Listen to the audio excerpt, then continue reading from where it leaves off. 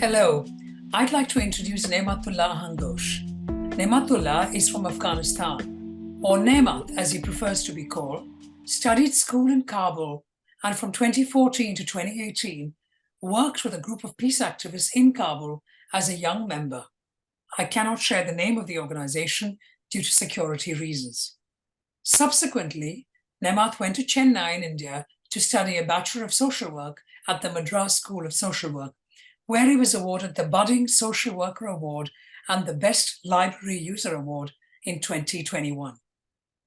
He subsequently studied a one-year diploma course in Trivandrum in Kerala, also in India, in leadership and social entrepreneurship. Nemat has been busy writing poems in English since 2017, mainly about day-to-day life of refugees, women, and overall life in Afghanistan, alongside studying journalism at the University of Mysore in India. Apart from this, Nemat is a good swimmer and coach. He's the founder of Stretch More, a mobile empowerment parkour that empowers people with disabilities. When I asked him what does parkour mean, because it was a new word to me, he said that parkour, which is a French word, is an athletic training discipline or sport in which practitioners attempt to get from point A to point B in the fastest and most efficient way possible. But if that's not enough, Nemat's first and upcoming poetry book called The Color of Peace, it will be published by Haley's Publishing, a company based in Massachusetts, USA. He says that his ambition is to bring about changes in the future leadership of Afghanistan, mainly in the social sector. Just reading this introduction about Nemat has a lot of questions in my head that I want to ask him. But before I even do, I want to say welcome, Nemat, and thank you for joining me today. Thank you, Smita. Thank you so much for having me today here. It is an honor and a pleasure to be here and to be interviewed. And thank you. And I think before you even start sharing a story with us, I want to just try and understand your travel trajectory. You were in Kabul till 2018, but we all know, the whole world knows, that in 2021, August, if I'm correct, the Taliban took over Afghanistan again.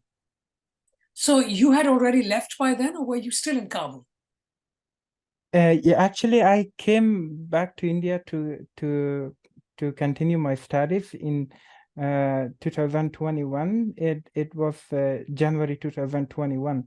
But yeah, as the whole world thought that how people were, trying to get out of Afghanistan by, by holding at the military airplane, which was a horrible scene. And yes, I came before that, but of course I was mentally there on August 15, 2021. The only thing that concerned me was the most for people with disability, because as a person with disability, I understood and I was feeling how hard it would be to have an uncertain future and to face this kind of crisis that people with disabilities might be surprised and not knowing what to do. So this was the shock that I got from that incident. Right. I mean, you were obviously very lucky about your timing, that you had left the country entirely by chance to continue your further studies, and you were in India. And we all remember, every one of us will remember those horrible videos on television, the news videos of people trying to climb onto planes, the desperation that they had to try and escape from their own country. So you were very lucky. I agree with you. But you talk about disabilities, Nematullah. So what disabilities? I mean, are you suggesting that you have a disability? Is that what you're saying? That's a good question. Well, I grew up in a poor family. I had to work on streets when I was 13. I was selling, chewing gums, cigarettes, and pen, notebooks, all this. Also, it's stationery. And I didn't know much about my disability because my family was and my parents were uneducated. They didn't know much about disabilities. Uh, I'd like to share a story. Please. Once it was a hot summer in Kabul. I didn't feel enough because I was working on the streets and I had no money to buy food for my family. When I passed the small restaurants, I can still smell the fine Afghan kebabs. I was starving, tired, and had a long way to go back home. On the way, I asked myself, why was I so slow? For a long time, I didn't know the answer until I realized that people were making fun of me. And they were saying things like, he's dancing while walking. Well, they were laughing at it, but for me, it was not easy to endure that. So it was quite late in 2016 when I was helped by a charity organization in Kabul to come to New Delhi for diagnosis. And then in 2016, I was diagnosed with muscular dystrophy. It is a type of rare disability that affects limbs. My lower limbs are affected by it. And uh, so I was diagnosed with muscular dystrophy, and that's how I realized that I had this disability. Right. Thank you for that. But to Yeah, and continue, because you're such a good speaker, Nemat. I'm already, when you were talking about walking the streets of Kabul and smelling the kebab, I have not had the pleasure of going to Kabul, but I was smelling the kebab along with you. Um, so you were 15 or 16, you said, and you had no 13. 13, and you had Yeah. no idea that you were disabled. Yes, I had no idea that I was disabled because, people in my country, even my parents, they are very traditional, very religious. So they were thinking that, according to Islam, uh, it's a test from God. Um, but I didn't know that because I didn't know what test was. So I was fed with that kind of information. Sometimes I had really funny experiences due to my appearance in the public, which I think is a really good fit regarding unconscious bias. My uncle, he had a really nice white donkey, and he never let me ride his donkey because he didn't have confidence in my motor skills. So eventually I convinced him one day, and then I found myself on the donkey. I was excited. My oldest cousin, he took the whip and he landed on the poor animal's ramp. So the poor donkey started speeding up, and I was enjoying it. My cousins, they were all ready to watch the drama because they were believing that I might be afraid of the galloping and I could not hold myself. But I did not fear. So my cousin, he was walking with the donkey, and he landed another very forceful whip on the poor creature. Now it got wild. I gripped the saddle tightly. Only now have I become scared. Uh, it was all going good until the animal jumped over a stream. With nothing beneath me, the neighing of the donkey was the last thing I heard. Before landing, I saw this white, fluffy, uh, clouds and the vivid blue sky and beneath me, above me. The village was really quiet and serene. I felt deaf and could hardly hear the laughter of my cousins. When my back hit the ground, I felt this excruciating pain and everything went black. On the horizon, when I opened my eyes, I could only see the white tail, the saddle, and could hardly hear the hooves. Uh, I felt relieved when I saw my cousins running towards me. I shouted that I was all right. I'm okay. Don't worry. But then they kept running and they went past me. So Oh, apparently they were running to catch their donkey. They were not there to help oh me. dear, they didn't care about you. Oh dear. Yeah. So Oh this dear is me. this is Because one they of the wanted funniest. they wanted you to fail, didn't they? your cousins. Yes. That is why they beat the poor donkey. But Yes. I'm just going to go back a little bit, Nemat, because of this idea of what you don't know can't influence you, and this idea of what that means to me. So if you don't know that you have a disability, you don't see yourself as lesser than. Yeah. Right? A lot of people around the world who have a physically, I mean, if you can see the physical disability, obviously, like an arm Yeah. or a leg or something, and obviously by the way you walked, you could see it, people could see it, but you were not aware, purely because your parents didn't present that to you, that you were in any way disabled, because that was not announced until you got a proper diagnosis in India when you were 13 years old. So do you think that was a good thing or a bad thing for you, not knowing? Well, it was a kind of mystery to me to find out why are people staring, why are people talking about me in that way, why my parents and my siblings, they were always thinking that I had a disease, which apparently later I realized, and we all realized, that it is a disability, it's not a disease. So sometimes even my brothers, I'm sure that they were, I could see from their attitude that they were not feeling that confident to walk with me on the street. And so to me, it was a mystery. I was young and I was still finding my way. I was, and the very important thing that I wanted to do and my family wanted to do was to at least help me go to school, because I'm the first generation to enter university. And that was actually the good thing that happened. And slowly I realized, and I read in the school subjects that, well, it might be a disability, but then we didn't know exactly what the disability was. So yes, to me it was a mystery, I would say, No, and and funny often, sometimes. often not knowing. That's the point I'm trying to Yeah. understand from, what you don't know can't hurt you. Often Yes. people say that. And if you don't Yes. know, then how can you feel hurt? How can you feel worried?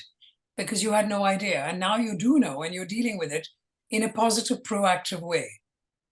Yes. Yes. That makes complete sense. I mean, uh, yes, I remember that even though I didn't know uh, what was going on, but then it didn't hurt me because I was going with my friends out, and then uh, I was doing a lot of things. I was still mobile when I was young. I'm still mobile, but then I was very much mobile and active.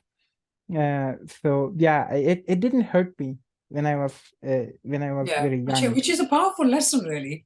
Um, because sometimes I think when a young child has a disability, an obvious one, let's say you were 8, 7, 8, and your parents knew. But of course, in your instance, they didn't. They might have been overprotective of you. They might have Yes. not allowed you to do all the things that you did, as anybody else did. So Yes. there are two sides to the story. But yeah, continue, Nemat. Share another story with us. Okay. Uh, well, like any teenager, I wanted to be involved in football games, but no one wanted me in their team since I was stubborn. They accepted me as a goalkeeper, but that didn't work out also. So I wished, I wished so much that I could belong somewhere, to a team, to a football team. But of course, living in a war-torn country with a disability, where the government does not have any specific policy, uh, I didn't have much to benefit from. But I think that was again a good point, because it taught me that, well, you're on your own. You should learn skills. You should know something to help yourself in the future. So um, my, for me, it got really worse when I realized that these limitations were going to be with me forever, because the doctor in New Delhi, Dr. Sabharwal, he diagnosed me with a disability that had no, with a condition that has no cure or no no process to heal or to not to heal. Actually, it's that time I was feeling so hopeless because I was thinking, well, there is nothing that I can do in the world to improve my situation. But uh, I also learned from the disability that time that, well, I have to adapt to a new situation, to a new, to a new environment. So a disability has not only been a negative or a funny experience, but also it was really enriching. And another incident or another story that I'd like to share was when I went to Kabul, back to Kabul in 2016, after flying back from Delhi. I approached a lot of swimming pools and trainers because swimming is supposed to help muscular dystrophy in the sense to slow down the progress of weakening, because muscular dystrophy is all about weakening the muscles. So when I approached the trainers, they were all refusing to teach me because they were saying, well, you are a disabled, because I was telling them that I was a disabled, we cannot take any responsibility. But I was telling them that, well, you don't need to take any responsibility. We can be cautious, you can teach me. But they all refused to teach until I came to Chennai. This is called Marina Beach, which is a really nice place to go in the mornings and evenings. And there I went with my friends, and once I was hit by a wave, and then I lost my balance. I fell, and the wave pushed me down. So I thought I was dying or drowning. Um, Luckily, my friend from Afghanistan, he pulled me back to the shore because he went with me there. Ever since, I didn't want to be near water, no matter how bad I wanted to learn swim and slow down the progress of my disability. But it was a little while later when I had a second try. There's a lake called Veliani Lake in Trivandrum.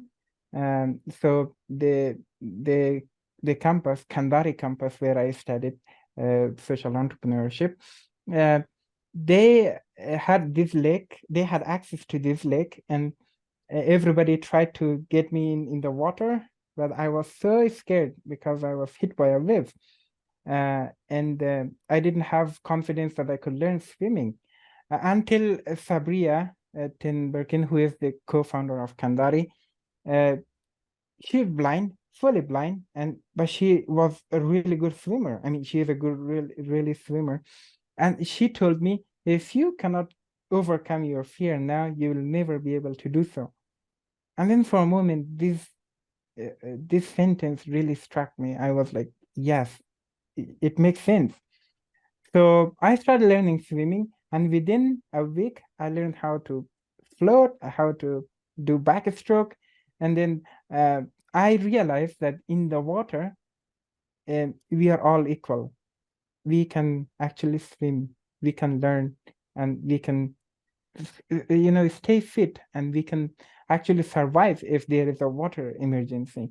What a So beautiful that's story. I mean, there are a few things here I want to capture, Nemat, because you have said so many important things, and I don't want the listeners or myself to lose what you have shared with us.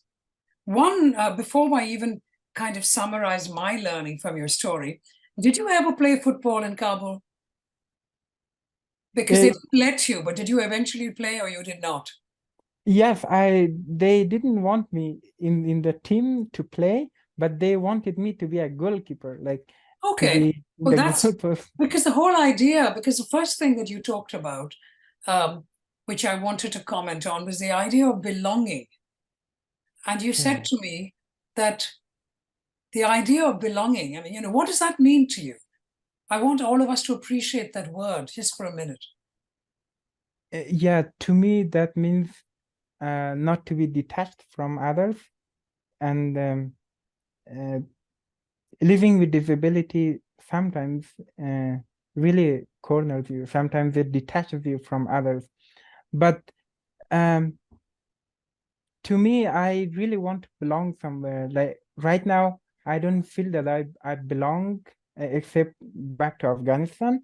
But then um, it for me, it's just to be with other people, to socialize, to talk, and if there is a problem, to share with others. And if someone should listen, and I should also listen to them. So that's how I want to belong somewhere.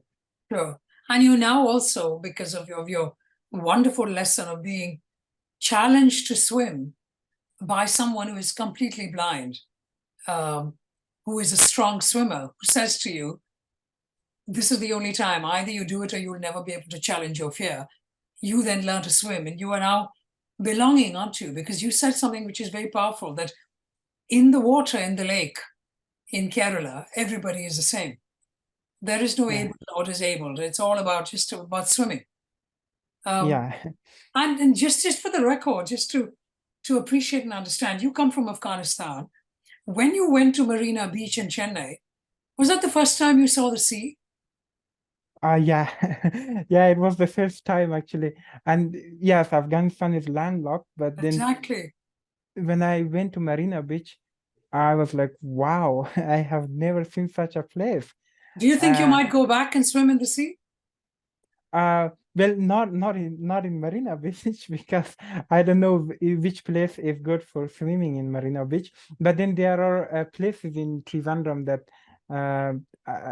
I when I go there, I swim. There is a place near this Arab Sea. So there is a place where the waves are not really wild. So Right. I go there and swim. And something else also, because I just want I want all of us to appreciate just you as a human being and your life experiences without taking anything for granted. That's why I asked you whether you had ever seen the sea, because people just assume, obviously, you've been to the sea before, but you would not have. And the other question I want to ask you is when you left Kabul, how old were you? When I came in 2016 uh, for diagnosis in Delhi, I was 21. You were Uh, 21. Okay. yes. So my question to you is, did you speak any English before the age of 21? Oh, not really. I mean, I could speak, but very broken English with the international activists, peace activists in Kabul. Well, they call themselves non-violent activists, following Gandhi's principles. So I could speak a little English, but then when I started to my bachelor's degree in Chennai, we had one subject English, and then our English teacher, she is really good, and I came across Shashi Tharoor's Shashi Tharoor's videos, and I immediately browsed his website, and then there were so many videos that I didn't want to miss. So I started learning from his videos, although it was really difficult to understand some of the meaning of the words, but I still managed to understand some of it. And slowly I started to be in the library, to use my time in the library. Then I came across many social reformers like Dr. Ambedkar, and of course Gandhi. I was familiar with his work in back in Kabul. So I started learning, I started reading a lot, and that's how I got the best library user in 2021. So yeah, I would say my biggest inspiration is Sashi Tharoor. Not only not now right now, not only the English, but of course how he's just an example for me, an inspiration, I could say, not in English but also in the leadership, how he helps, and That's how that's he so sweet, and I will share that with him, that he is an inspiration. That's a wonderful story. But continue, Nemat. Share another story with us about your learning and your resilience. yeah so for me, uh, my life is all about skills and tools. So uh, you know, people around me, including my family, they believe that one day, even still, they believe that one day a miracle will happen to me, and that will cure my disability. that will treat my disability. But I don't want that right now. I have accepted myself through my disability. So I really care for empowerment. I want to be empowered, and I want other people with disabilities also be empowered. So I still remember one incident where my mother took me to a shrine, to shrines and to religious places to be cured. By the way, she's a lovely mother who cares a lot about me. But then it's just, you know, the belief, the traditions that she wanted me to take to shrines, to religious places to be cured. At one point, when I was a child, my relatives, they took me to a cemetery so the spirits of my ancestors could cure my disability. On top of that, when people saw my disability, they tried to treat me. They tried to show me what to do physically. Like here in India, they asked me to do yoga, but I think yoga might help like swimming. But then there are things, superstitions, and that I don't think that could cure my disability, because I don't want to be cured. Uh, it is not that I love my disability. It is just I realize that disability is part of me, so I have to live with it and I have to be happy about it. So uh, uh, I don't want a miracle to happen to me. So yeah, disability has been teaching me a lot, and I don't want also the spirits of my ancestors to cure me. So I think this really relates to unconscious bias, because people with so much traditions and beliefs or superstitions, uh, they they want the people with disability to be cured. But I think what we really need is empowerment. I'm very moved by that, Nemat, because um, you know, your sentence that I don't want to have my disability cured. All I want to do is be empowered by it, embrace it. And for those of us listening to your story of disabilities, who have disabilities themselves, I wonder what they say to themselves hearing you. Do they say, I've always been saying I want my disability to be cured. And I realize now that I have to embrace it. Because Yeah. what happens as human beings is when we are trying to change something when we cannot change it because it is out of our control, it limits us as human beings. And then we cannot grow. And the rest of our lives, we are probably being influenced by this one thing, which is an important aspect of who we are. But I am disabled, so I cannot do X, Y, Z, rather than I am disabled. And how that's part of me. My name is Nemat. I come from Kabul. I am disabled. So that's it. And I will still do whatever I want to do, including trying to swim in the sea or the lake, which is Yeah. great. But you know, you talked about the idea of um, having an ambition to make changes in the future leadership of Afghanistan, mainly in the social sector. These are your ambitions. What does that look like for you under the current conditions of what's going on in Afghanistan? Well, uh, in Afghanistan, of course, right now, as you can read on the news, or you can see it, like women are completely sidelined. They are forced to be at home and not go to school. Even the international organizations like WHO, here the women are not allowed to work. Only limited, maybe one or two in the whole office there in Kabul. So I believe that these political situations, they are going to influence people's mindset, people's way of living. So I want to bring the change, and that people's mindset should change towards one another. And mainly, I want to work with people with disability. So when political situations like this happen, um, there are more superstitions developed in these times about people with disability. and so I want to bring that change. And a lot of people, they do not value the importance of education and the importance of empowerment. So I want to bring that change, and because literally right now there is no policy and no program for people with disabilities.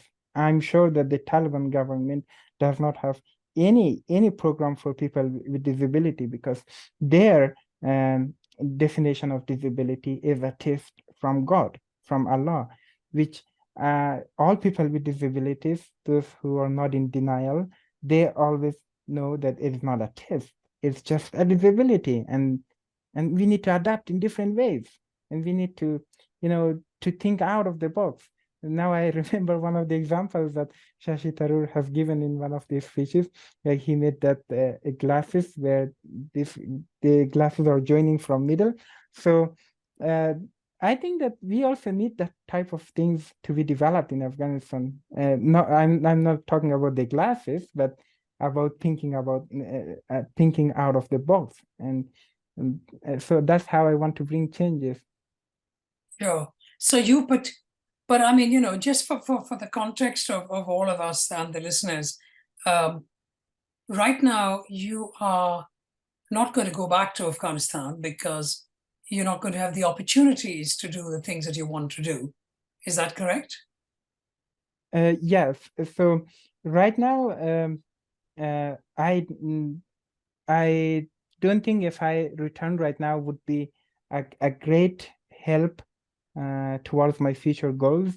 But I do believe that I can work on my connections with other people with disability.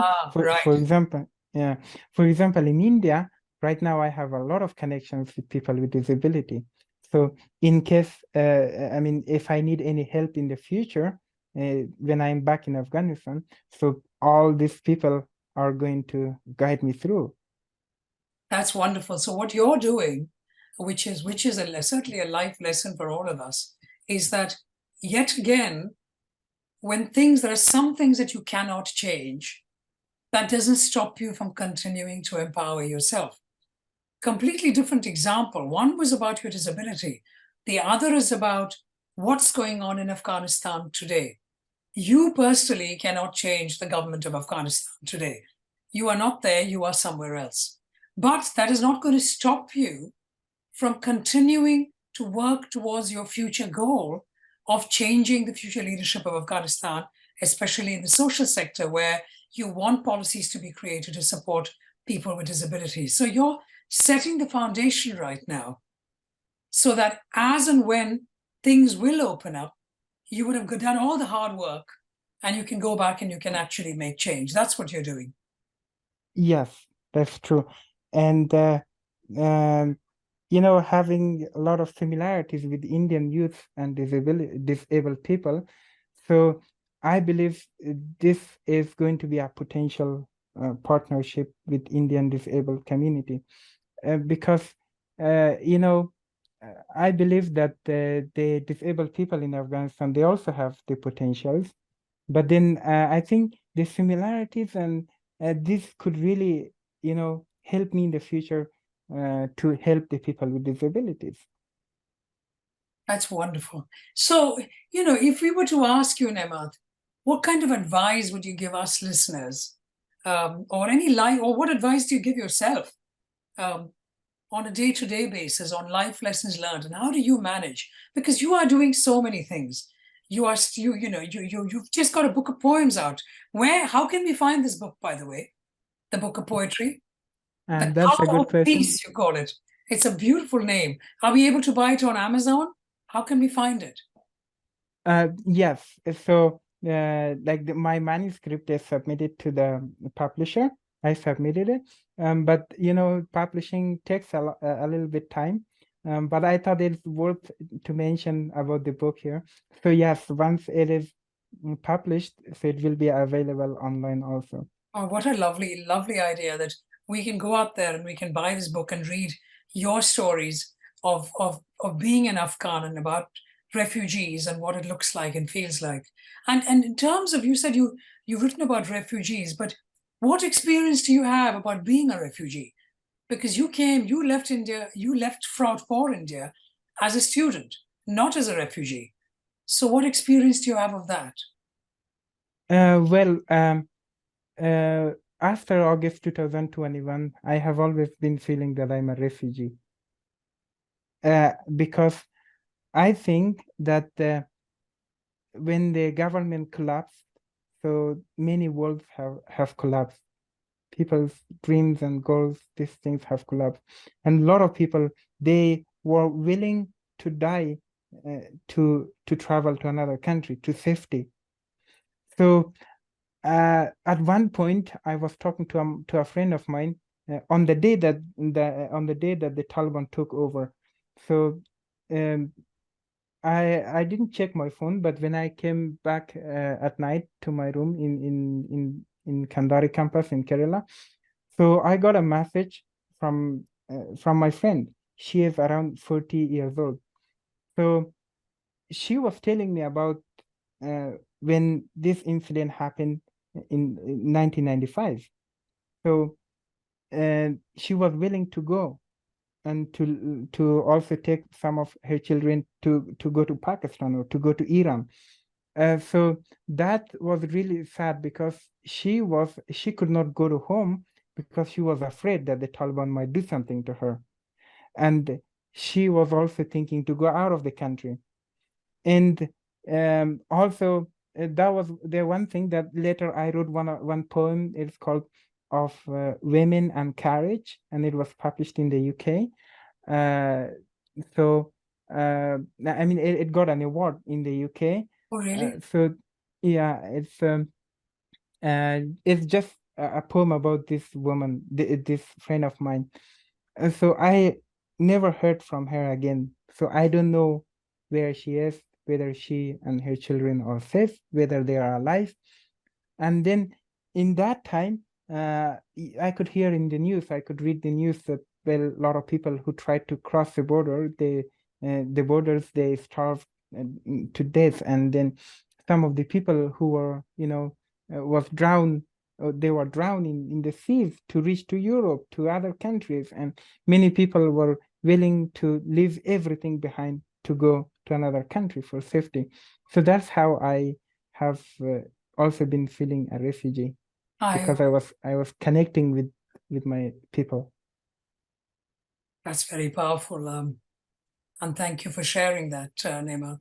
So, life lessons learned. How do you manage every day? Because you have so many challenges, and only one of them is your disability. Uh, but it sounds to me like you don't see any of these as challenges. So, what is it that you do? What is your kind of mantra or your life lesson that you manage these things every day? How do you do it?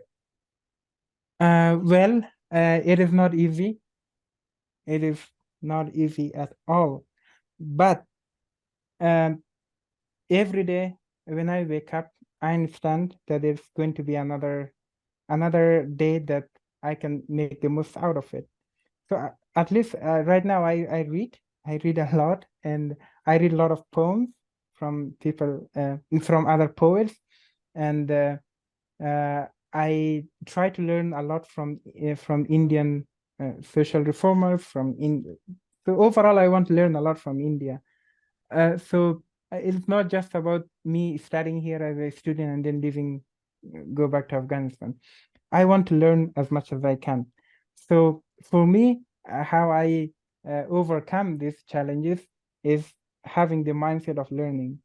So I want to learn, I want to educate myself as much as possible. So simple and yet not easy. So, I am really glad that you have shared that. Nematullah Ahangosh, it has been a pleasure and a privilege to hear your stories, seldom told, about your life experiences, both in Afghanistan and in India. Thank you so very much for joining me today. Thank you so much, Smita. But I don't know if time allows, I could just say a little bit, just one more minute. Sure, So, please do. yeah, so I believe the stories of disabled people are not just inspiring but self-accepting, and I think the podcast Unconscious Bias is really important to share this type of stories.